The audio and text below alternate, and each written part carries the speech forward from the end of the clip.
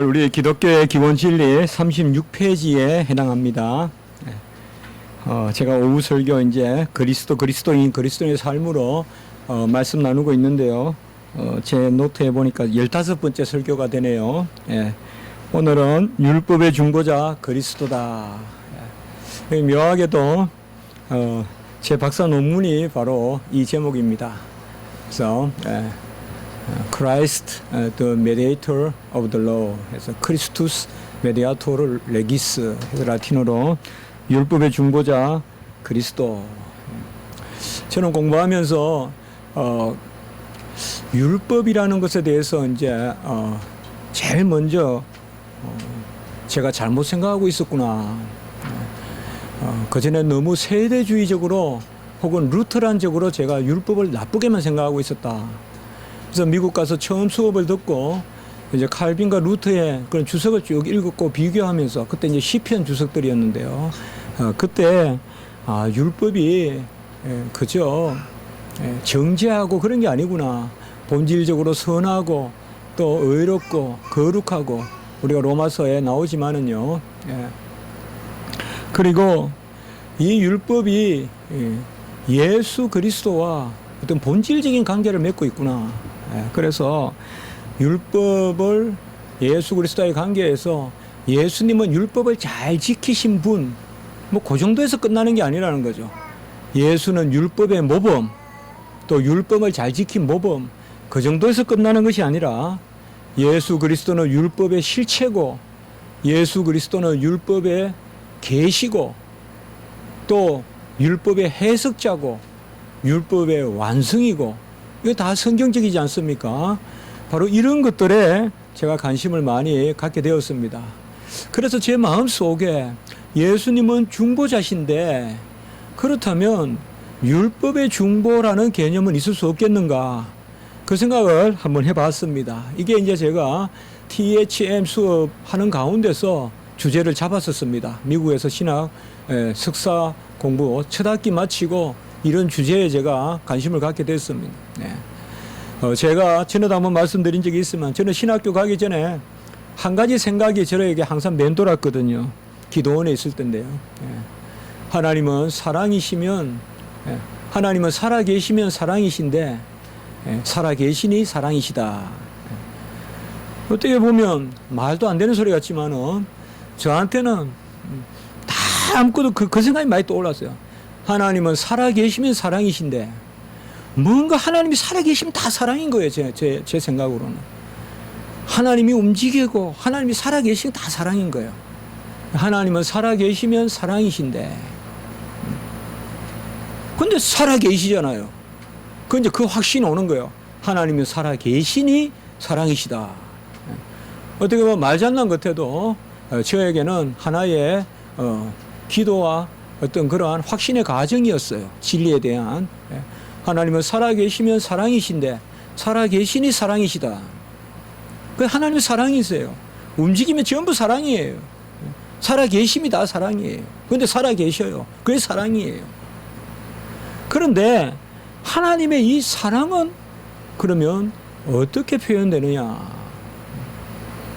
그래서 금방 생각한 것이 하나님의 섭리, 또 하나님의 섭리는 그때 이제 여러 가지 일들이 많았어요. 그때 노사운동이 많았어요.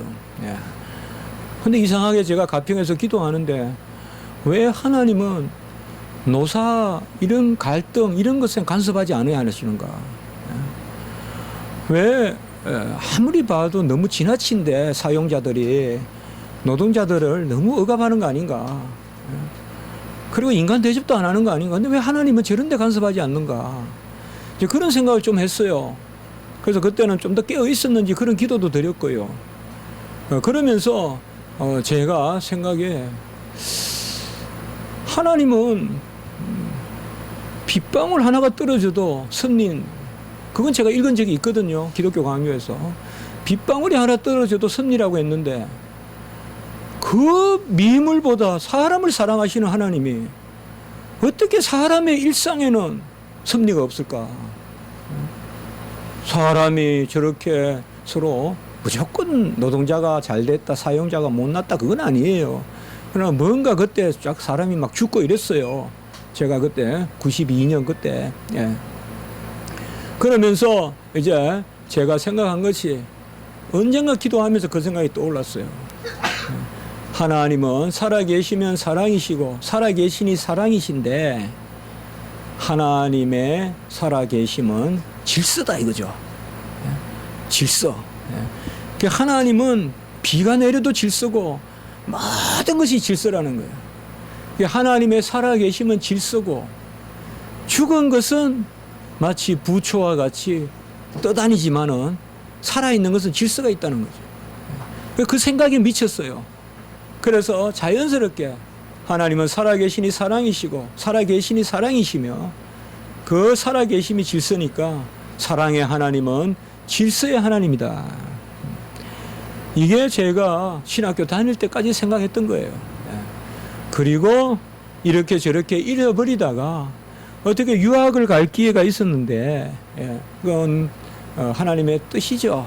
우리가 어떻게 이렇게 말하면 안 되겠지만은 우리 이제 식구가 또 공부를 하게 되고 그러다 보니까 이제 저도 조금 공부에 또 그렇게 또 조금 또 그런 게 또 있고 또 관심도 있고 그래서 유학 가서는 무조건 하나님의 사랑에 대해서 공부하려고 그랬어요. 하나님의 사랑을 이제 조지신학교로 연구하려고 그랬어요. 그때까지만 해도 저에게는 하나님의 사랑이 삼위일체보다 앞서는 것으로 그래 생각했어요. 하나님은 사랑이시라 할 때 사랑이 거의 일체 개념이고 그 성부, 성자, 성령 이렇게 생각했어요. 그래서 겨우 책을 구해보니까 2권밖에 없어요. C.S. 루이스의 4가지 사랑이라는 책과 나이그렌이 지은 아가페와 에로스라는 책. 이 너무나 유명한 책. 이 2권의 책밖에 없어요. 한국에서. 근데 유학 가면 엄청 사랑에 대한 책이 많을 줄 알았어요. 그래서 유학 가가지고 가자마자 칼빈 신학교 도서관에 가서 싹 뒤졌는데 외상애로 거의 책이 없는 거예요. 하나님의 사랑에 대해서 거의 책이 없고 하나님의 사랑은 조지 신학의 하나님의 속성을 이야기할 때 하나님은 사랑이시라라는 하나님은 거룩이시고 하나님은 사랑이시고 하나님은 무한하시고 하는 그 정도에 나오는 사람밖에 없어요. 그래서 제가 그때 하나 생각을 조금 달리했어요. 아, 사랑이라는 표현 전에 하나님은 그냥 존재 자체시니까 내 생각은 좀 수정되어야 될 필요도 있다. 사랑 이전에 하나님 스스로 계신 분이니까. 그러면서 제가 이제 뭘 가지고 공부를 해야 되냐. 그러면서 이제 현대신학 공부하려고 이제 강의를 듣다가 그때 마치 지도교수 플란팅가 교수님이 수업을 못하게 되셔서 멀러 교수님하고 일단 강의를 듣는데요. 역사 과목도 들어야 되니까. 그 유명한 리차드 멀러 교수님하고 저 수업을 듣는데 그게 이제 아까 말씀을 드렸던 종교개혁 시대 때 성경 해석에 관한 그러한 것을 다루었어요. 그러면서 한 16, 17세기의 비브리컬 인터프리테이션, 16, 17세기의 성경 해석에 관해서 그렇게 공부를 하면서 첫 번째 제가 리포트를 쓴 게 바로 기말 리포트가 칼빈과 루터의 시편 78편 주석 비교 율법 관점에서 이렇게 쓴 거예요. 그러면서 이제 어코모데이션도 이야기하고 하나님의 맞추어 주심, 맞추심도 그때 다루었고요. 처음 들어본 이야기였고 그런데 저한테 와닿았고 그러면서 제가 하나님의 율법에 대한 눈이 뜨기 시작하는 거예요.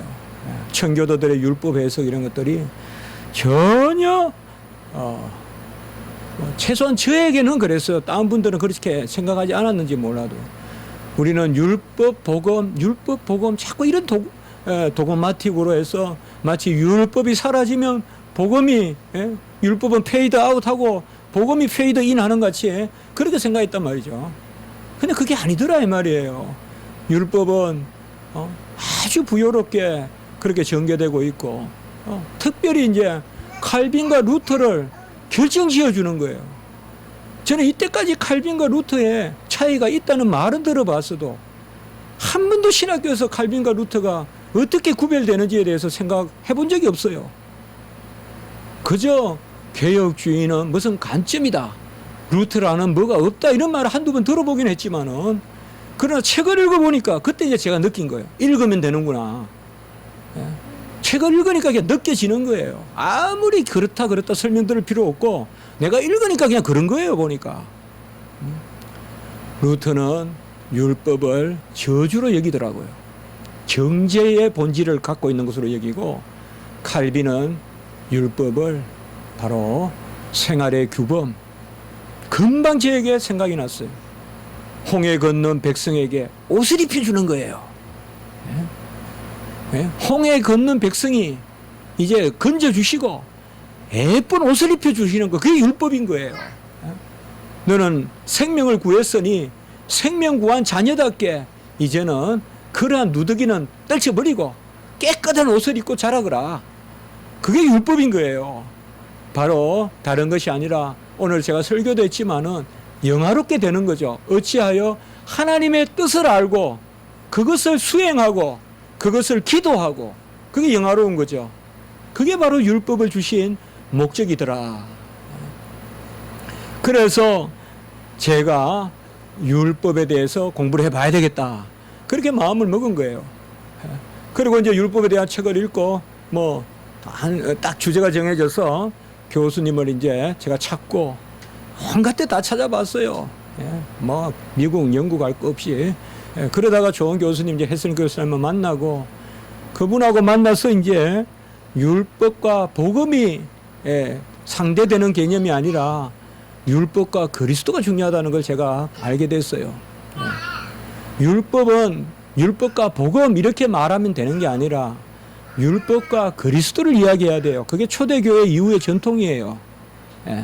헬라어로 말하면 로고스와 노모스. 로고스는 바로 그리스도고 노모스는 율법이거든요. 곧 그리스도가 율법의 완성이다. 그리스도가 율법의 완성이다. 요걸 동그라미 치면 복음인 거예요. 율법과 복음이 상대되는 게 아니라 그리스도가 율법의 완성이다. 요걸 꼭 묶으면 복음이란 거예요, 이게. 그러니까 율법 폐지 복음 이게 아니라 이 말이에요. 오늘 성경 말씀에 보면 갈라디아 지방에 두 극단론이 생기는 거예요. 한쪽은 복음이면 되니까 율법 필요 없다고 이야기하는 사람이 생기는 거고, 또 한쪽은 여전히 우리는 율법을 지켜 수행해야 된다. 그래서 두 극단론에 대해서 사도 바울이 바로 정답을 가르쳐 주는 거예요. 폐지된 것이 아니라 폐지 안 됐다 이 말이죠. 그리고 율법으로만도 아니다 이 말이에요. 율법의 의로 되는 것도 아니다 이 말이에요. 폐지가 안 되고 그리스도에 의해서 완성됐다는 거예요. 이것을 오늘 말씀해 주는 거예요. 그리고 율법이 중보자의 손을 통하여서 베풀어 주신 것인데, 그 율법의 중보자, 그게 1차적으로 모세라고 번역도 되지만은 칼빈은 여기서 그리스도가 율법의 중보자다. 그래서 제가 율법의 중보자 그리스도라는 개념을 분명히 가지고 있었어요, 제 마음속에. 근데 칼빈이 그 말을 한마디만 해주면 좋겠는데 없어요. 그런데 칼빈의 갈라디아서 3장 19절에서 22절 설교를 읽다가, 불란서 말로 된 설교예요. 읽다가 딱 한 군데를 발견한 거예요. 라 미디에터 드라로아, 불란서 말로 율법의 중보자, 딱 그렇게 썼어요. 라틴어로는 없어요. 불란서 말로. 전에도 제가 어느 한 말씀을 들었는데 얼마나 기뻤는지 몰라요 그때. 누말할 것 없이 이게 이제 논문의 제목이 된 거예요. 그리고 따옴표가 들어갈 수 있는 거예요. 그렇죠. 제 말이 아니니까 따옴표가 들어갈 수 있는 거예요. 따옴표 딱 해가지고 율법의 중보자 그리스도. 그래서 라틴어로 바꾸어서 크리스투스 메디아토르 레기스. 그래서 율법의 중보자 그리스도. 그래서 제목만 그렇게 잡으니까요, 즐겁잖아요. 그리고 금방 제가 말씀드렸죠. 얼마나 쓸 게 많아요. 사랑, 질서 다 연결되어 있잖아요.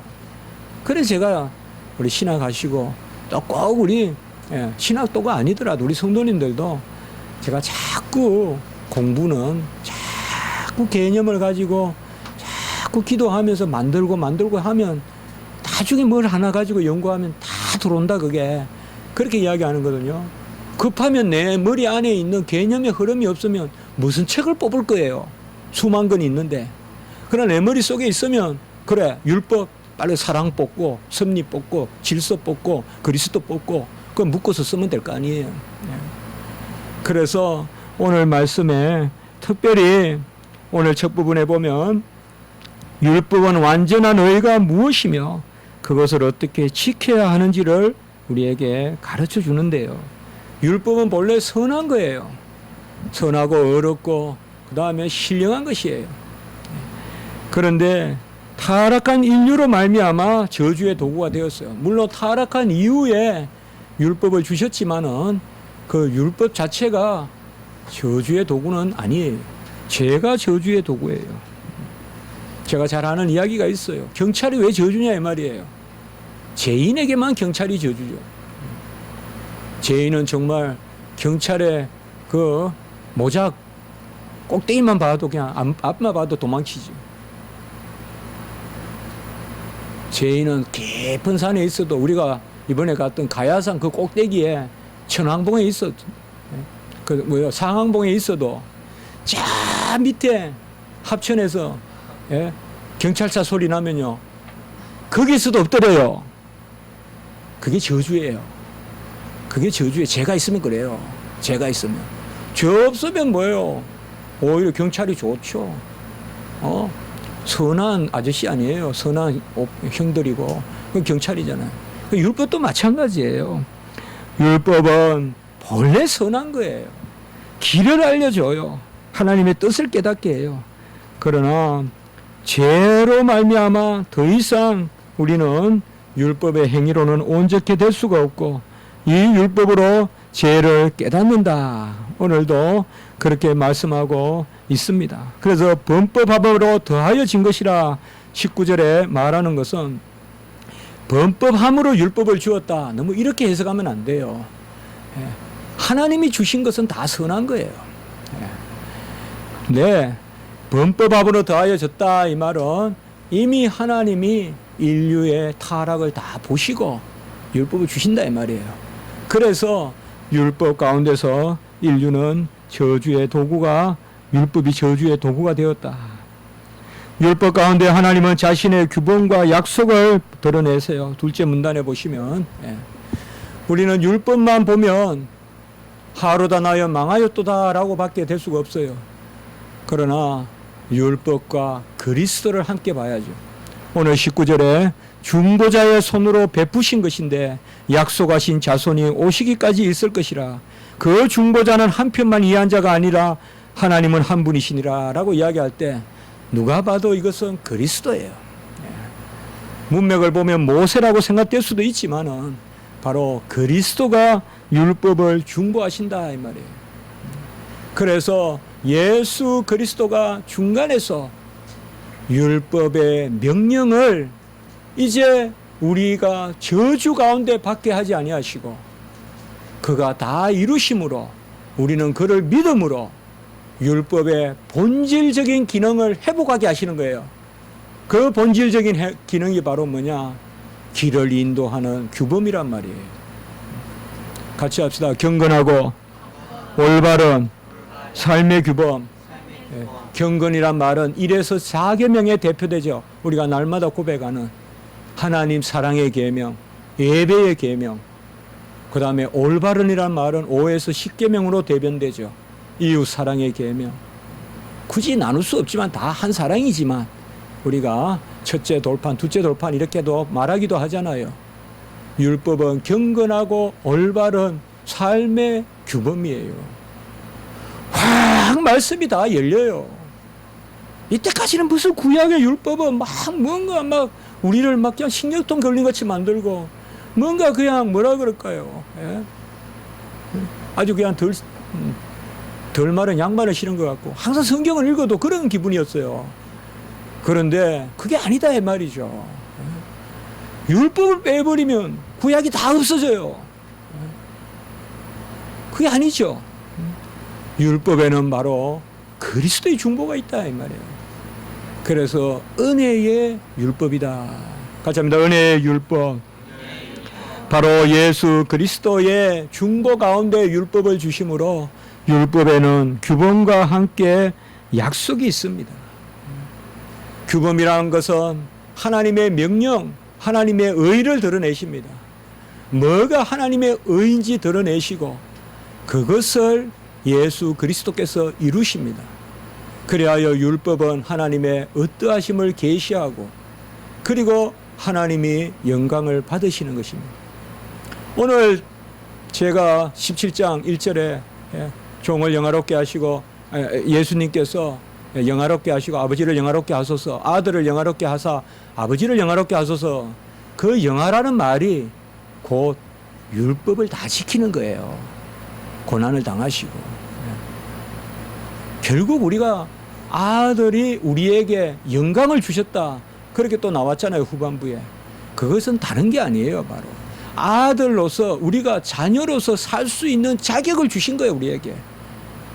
그게 창세전에 아들이 아버지와 함께 가졌던 영광을 저들도 우리와 함께 가지게 하소서.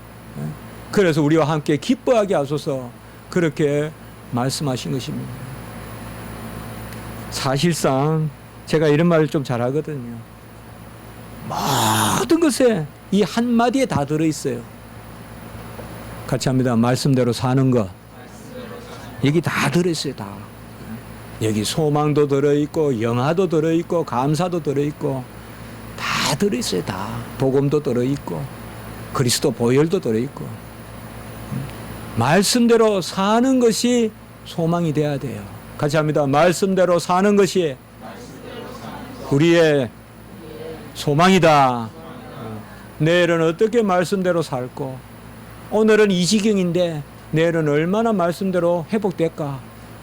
그게 우리 소망이에요. 오늘은 시시각각 그냥 뿔난 염소같이 살다가 내일은 어떻게 내 모습이 변할까? 저도 그 소망이 있어요. 여러분들도 그 소망 가지셔야 돼요. 말씀대로 사는 데에 처절함이 있고 애통함이 있고 말씀대로 살지 않는데 무슨 눈물이 있어요? 거짓말이에요. 말씀대로 살지 않는데 무슨 눈물이 있어요? 거짓말이에요. 말씀 가볍게 여기면서 무슨 애통함이 있어요? 말씀대로 살려고 눈물 흘리고 말씀에 부딪히고 살려고 주의 뜻에 살려고 눈물 흘릴 때 애통함이 있지. 다 그거는 그 거치장이고 감정 낭비예요. 말씀대로 사는 것에 다 들어있어요. 주의 말씀대로 살려고 참고 주의 말씀대로 살려고 기다리고 양보하고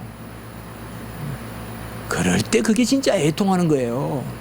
애통하는 자는 복이 있나니 그게 애통하는 거죠. 말씀대로 사는 거는 저 건너고 막 기도할 때 눈물 흘리든 오살리에서 내려올 때는 차 탈 때 막 다투고 서로 빨리 타려고 그 무슨 그게 애통함이에요. 그게 막 굴만 들어가면 눈물 흘리다가 나오면 아주 찬바람이 쌩쌩 부는 그런 타입의 그게 무슨 말씀대로 산다는 거 그게 율법과 그리스도가 다 들어있는 거예요. 주의 명령이 있고 약속이 있기 때문에 이 산지를 내게 주소서. 주님께서 명령하시옵소서. 종이 여기 있나이다. 주님께서 명령하시면 종은 안 됩니다. 할 수 없습니다 하면서도 주의 명령에는 약속이 있는 줄 알고 쫓아가는 거 그게 애통한 거예요. 그때 눈물이 있는 거고요. 그게 바로 예수 그리스도께서 율법을 중보하셨다. 율법은 하나님의 어떠하심과 그의 뜻을 계시해요. 하나님의 어떠하심을 율법을 통해서 배울 수 있어요. 너희는 거룩하라 이러면 하나님은 거룩하신 분이에요. 너희는 내 이웃을 내 몸같이 사랑하라 그러면 하나님은 사랑이세요. 하나님은 명령을 통하여 어떠하심을 드러내세요. 그리고 명령을 통하여 우리의 소명을 알려주세요. 너는 사랑하라 이 말이에요. 너는 거룩하라. 그래서 하나님의 어떠하심과 하나님의 뜻이 우리에게 계시되어 그리고 그 뜻에 따라 살 능력을 우리에게 주세요. 그게 바로 그리스도께서 다 이루시고 의를 주시는 거예요. 그래서 그리스도께서 우리에게 주시는 의가 생명만 말하지 말고 같이 합니다. 새 생활의 영, 새 생활력, 사는 힘도 주시고 삶도 주신다며. 같이 합시다. 살아남과 살아감, 이걸 다 주신단 말이에요 우리에게. 왜 값싼 은혜예요. 그냥 구원받았다 그러면 그냥 이제 만들어 사는 거지. 그게 값싼 거예요. 그건 하나님의 은혜를 조금만 떼어먹는 거예요. 하나님의 은혜는 지금 우리가 하나님의 백성으로 사는 거예요. 그렇게 살 자격을 주셨어요 우리에게.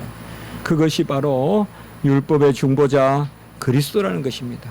이제 말씀을 길게 하지 않아도 37페이지에 보시면 첫째 줄에 그리스도의 의의 정가로 말미암아, 셋째 줄 그리스도는 율법의 중보자다. 저는 이것을 가지고 참 영국에서 책을 낼 때 야 이게 좀 큰 출판사에서 사실 냈거든요. 파테노스트라고요. 거의 두 손가락에 들어가는 출판사인데 우리 지도 교수님이 참 고마워요. 계속 격려해 주시는 거예요. 너무 좋다 너무 좋다. 나는 오히려 의심되는데, 저는 어떻게 보면 의심되는데, 지금 생각해 보면 살아갈수록 보통 옛날 글이 그런데 제 논문은 이번에도 거기 진열한 걸 다시 이렇게 안 보니까 속 내용이야 뭐 그래도 어쨌든 제목이나 이런 걸 봐도 하나님께 감사하더라고요. 자, 우리는 해보세요. The law in Christ. 네. 그리스도 안에 법이 있고, 해보세요. Christ in the law. 율법 안에 그리스도가 있어요. 우리는 이 두 가지를 항상 함께 붙들어야 돼요. 율법을 이야기하면 크라이스트를 생각하고 그리스도를 생각하면 무지막지하게 산다고 생각하면 안 돼요. 법을 생각해야 돼요. The law in Christ. Christ in the law. 율법 안에 그리스도, 그리스도 안에 율법. 로고스 안에 노모스, 노모스 안에 로고스. 그래서 우리가 율법을 즐겨 묵상하는 거예요. 어찌 다윗이 주야로 율법을 즐거워했겠어요. 율법이 맨날 그냥 깨닫기만 하면 저주라면, 하루다 망하였도다 하면 어찌 주야로 그것을 기뻐하고 묵상하겠어요. 하나님의 명령을 깨달으면 그를 만나고, 같이 합시다. 하나님을 만나는 것은 하나님의 어떠하심을 깨닫는 것이다. 하나님을 만나는 것은 무슨 손을 잡는 게 아니에요. 하나님이 어떤 분이 하나님의 어떠하심을 깨닫는 게 만나는 거예요. 밤새 하나님을 만났다는 것은 하나님의 어떠하심을 깨닫는 거예요. 그걸 어디에서 깨닫느냐? 율법에서 깨달은 거예요. 그게 하나님을 만나는 거예요. 무슨 신비적으로 뭐 소리를 들었거나 그거 다 쓸데없는 이야기예요. 그래서 오늘 말씀을 기억하면서 우리가 주야로 율법을 즐거워하고 묵상하고, 주여 아그스틴과 같이 무엇이든 명령하시옵소서, 그리고 다 주시옵소서. 뭐든지 명령하시고 은혜로 주셔서 이루게 하시옵소서. 이건 이미 주님께서 다 이루셨거든요. 같이 한번 합시다. 명령하신 것을 주시옵소서. 그리고 무엇이든 원하는 대로 명령하시옵소서. Give what you order and order what you want. Da quod iubes et iube quod vis. 이 세상에서 최고 간단하지만 최고 개혁주의적이고 최고 진리의 기도예요. 이게 2달란트, 5달란트 받은 사람들의 기도예요. 그러니까 나 능력 없어서 못한다 그러면 안 돼요, 여러분들. 다 꾸어도 유베스. 명령하신 것을 주시옵소서. 그리고 마음껏 명령하시옵소서. 그게 우리의 삶이 돼야 돼요. 뭐든지 주시고 명령하시옵소서. 한번 기도드리겠습니다. 걸어가고 자비로우신 하나님 아버지, 하나님이 주신 것은 다 선하시고 약속이 있는 계명인 줄 믿습니다. 율법의 말씀을 우리에게 주셔서 우리가 그저 초라하게 물에 빠져서 나온 그러한 행색으로 살지 않게 하시고 여호와의 그리스도의 거룩하신 옷을 입혀주시는 그 율법의 놀라운 은혜로 저희들을 채우시니 감사합니다. 이제 우리는 거듭난 자로 율법을 저주로 볼 것이 아니라 몽화 승성으로 볼 것이 아니라 율법을 즐거워하고 그 율법을 지켜 하나님께 영광을 올리는 그 자리에 세워주신 줄을 믿습니다. 하나님의 은혜로 다 우리에게 명령하신 것을 주시고 무엇이든 원하는 대로 명령하시는 하나님의 뜻이 우리 가운데 이루어지게 하시옵소서. 감사하옵고 구주 예수 그리스도 이름으로 기도드리옵나이다. 아멘.